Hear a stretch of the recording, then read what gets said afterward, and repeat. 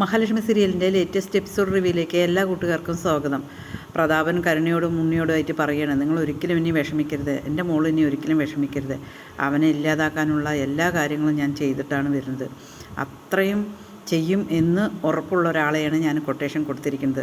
ഇനി അവൾക്ക് ഭാഗം വെച്ച് കൊടുത്തില്ലോ അവൻ എല്ലാ സ്ഥാനങ്ങളും, ആ സ്ഥാനങ്ങളെല്ലാം എൻ്റെ മോൾക്ക് കിട്ടും, അതുകൊണ്ട് എൻ്റെ മോള് വിഷമിക്കണ്ട എന്ന് പറഞ്ഞ് ഉണ്ണി ചോദിക്കുന്നുണ്ട്.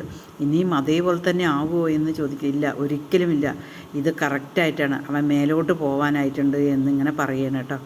അതിനുശേഷം പ്രതാപൻ യാത്ര പറഞ്ഞ് പോവുകയാണ്. കരുണ പറയണം, എൻ്റെ അച്ഛൻ എന്നെ എത്രമാത്രം സ്നേഹിക്കുന്നതെന്നറിയോ, ഇതുപോലെ സ്നേഹിക്കുന്ന അച്ഛന്മാർ കുറച്ചേ ഉണ്ടാവുള്ളൂ എന്നിങ്ങനെ പറയണം. പിന്നീട് പ്രതാപൻ കുടിച്ച് നല്ല ലക്കോട് കൂടിയിട്ട് വരികയായിരിക്കുന്നുണ്ട്. വീട്ടിൽ വന്ന് ജീപ്പ് നിർത്തുകയാണ്. ജീപ്പ് നിർത്തിയിട്ട് പ്രതാപൻ ഇറങ്ങിയിട്ട് ഇത് എവിടെയാണെന്നേ അറിയില്ല, അത്രയും കുടിച്ച് അബോധാവസ്ഥ പോലെയായിട്ടാണ് പ്രതാപൻ വരുന്നത്. അതേസമയം മാർക്കോ പ്രതാപനെ വിളിച്ച് തുണി തലയെ കൂടി ഇട്ടിട്ട് നല്ല അടിക്കുകയാണ് കേട്ടോ. അടിക്കുക എന്ന് പറഞ്ഞാൽ പ്രതാപൻ്റെ കൈകാലം അടിച്ച് പൊട്ടിക്കുന്ന പോലെ പ്രതാപനെ അടിക്കുകയാണ്. അടിച്ചതിന് ശേഷം ആ ജീപ്പിൽ എടുത്തിട്ടിട്ട് മാർക്കോ ആ ജീപ്പിൽ കൊണ്ടുപോകണം കേട്ടോ. മാർക്കോ ജീപ്പിൽ കൊണ്ടുപോയതിന് ശേഷം വാമദേവൻ ഇങ്ങനെ കിടക്കായിരിക്കും കേട്ടോ. വാമദേവനെ വിളിക്കുകയാണ്, സാറേ ഒന്ന് ഇങ്ങോട്ടോ വരുമോ, മറ്റേ പ്രതാപനെ വിളിക്കാൻ പറ്റില്ല, കണ്ണൻ്റെ കാര്യമൊക്കെ കഴിഞ്ഞു, അയാൾ മേലോട്ട് പോയി എന്ന് പറയണം കേട്ടോ. അയ്യോ നീ എന്നെ എന്തിനാണ് വിളിച്ചത് എന്ന് പറയണം. പ്രതാപനെ വിളിക്കാൻ പറ്റാത്ത കാരണമാണ്, സാറൊന്നും ഇങ്ങോട്ട് വായോ പറയും. ശരി ഞാൻ വരാ പറയണം കേട്ടോ. അതിനുശേഷം വാമദേവനും ഇങ്ങനെ പോവുകയാണ്, സന്തോഷത്തോടു കൂടി പോവുകയാണ്, പൊട്ടിച്ചിരിക്കുകയാണ് കേട്ടോ. കണ്ണൻ മരിച്ചു എന്ന് പറഞ്ഞിട്ട് പൊട്ടിച്ചിരിച്ചിട്ട് വാമദേവനും പോവുകയാണ് കേട്ടോ. കാറിലിങ്ങനെ പോയി ഇറങ്ങിയിട്ട് ജീപ്പ് കാണുകയാണ്. വാമദേവൻ ഇങ്ങനെ ഇറങ്ങിയിട്ട് ജീപ്പിൻ്റെ അടുത്തേക്ക് പോകുമ്പോൾ മാർക്കോ നല്ല അടി കൊടുക്കണം കേട്ടോ. നല്ല അടി പറഞ്ഞാൽ നല്ല അടിച്ച് സൈഡാക്കണം കേട്ടോ. നീ ആരാണ്, നീ എന്തിനാണ് എന്നിങ്ങനെ ചോദിക്കേണ്ടത്.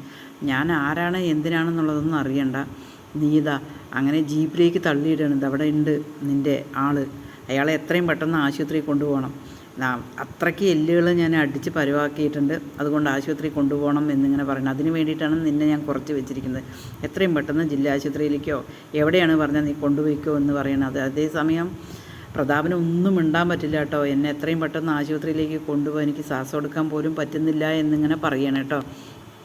പിന്നീട് കാണിക്കുന്നത് മഹിയും കണ്ണനും കൂടിയിട്ട് ഇങ്ങനെ കിടക്കായിരിക്കും കേട്ടോ. കിടന്നിട്ട് ഇങ്ങനെ സംസാരിച്ചുകൊണ്ട് കിടക്കണം കേട്ടോ. എനിക്ക് കണ്ണേട്ടൻ്റെ തറവാട്ട് പോയി കഴിഞ്ഞാൽ ഒരു സമാധാനമേ ഇല്ല, ഇവിടെ പക്ഷേ ഭയങ്കര ഒരു സമാധാനമാണ് എനിക്ക് എന്നിങ്ങനെ പറയണം കേട്ടോ. ഇവിടെ ഇരിക്കണതിന് കുഴപ്പമൊന്നുമില്ല എന്നിങ്ങനെ പറയാം. അവർക്കതൊരു ബുദ്ധിമുട്ടാവില്ലേ എന്ന്, അവർക്കെന്താ ബുദ്ധിമുട്ടാവുക, അവരെ നീ മനസ്സിലാക്കിയിട്ടില്ല അതുകൊണ്ടാണ് എന്നിങ്ങനെ പറയണം കേട്ടോ. അവർ പക്ഷേ പറഞ്ഞ കാര്യം ഡിമാൻഡ് ഉണ്ടല്ലോ, ആ കാര്യം ചിലപ്പോൾ പറഞ്ഞു എന്ന് ഇരിക്കും എന്നിങ്ങനെ പറയണം കേട്ടോ. അയ്യോ അത് വേണ്ട കണ്ണേട്ട, എനിക്ക് കണ്ണേട്ടൻ്റെ ഒരു കുഞ്ഞാണ്, അതെന്തായാലും നടക്കും, എനിക്കിപ്പോൾ ഡോക്ടറുടെ അടുത്തേക്ക് പോകാൻ ഭയങ്കര താല്പര്യമാണ്, തിടുക്കമാണ്, പോകാൻ വേണ്ടിയിട്ട് പോയി കഴിഞ്ഞാൽ അടുത്ത കാലം കൂടി കണ്ണേട്ടൻ്റെ ഇളകും, അത് ഉറപ്പായ കാര്യമാണ് എന്നിങ്ങനെ മഹി പറയണം കേട്ടോ.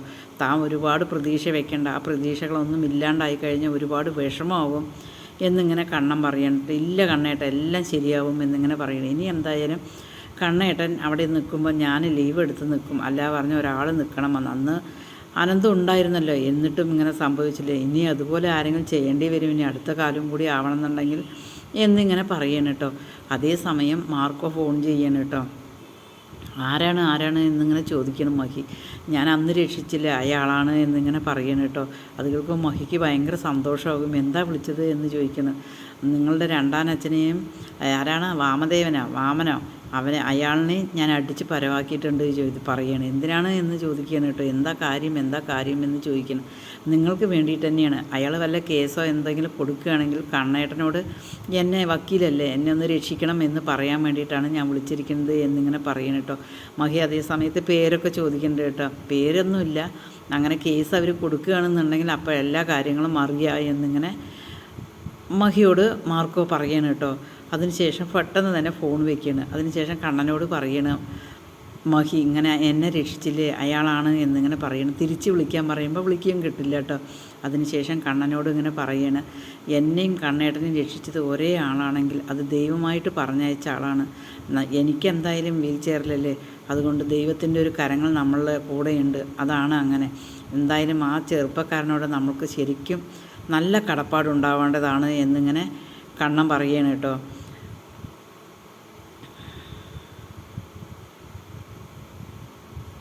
എന്തായാലും ശരി, എന്ത് കാരണം കൊണ്ടാണോ അവർ ചെയ്തത്, എന്തോ വ്യക്തമായ കാര്യമുണ്ട് എന്നാണെന്ന് പറഞ്ഞത്. പക്ഷേ നമ്മളെ രണ്ടുപേരെ ഇല്ലാതാക്കാൻ വേണ്ടി വല്ലതും അവർ ചെയ്തിട്ടുണ്ടാകുമോ എന്തോ എന്നിങ്ങനെ സംശയം കണ്ണനോട് മഹി പങ്കുവെക്കുകയാണ്.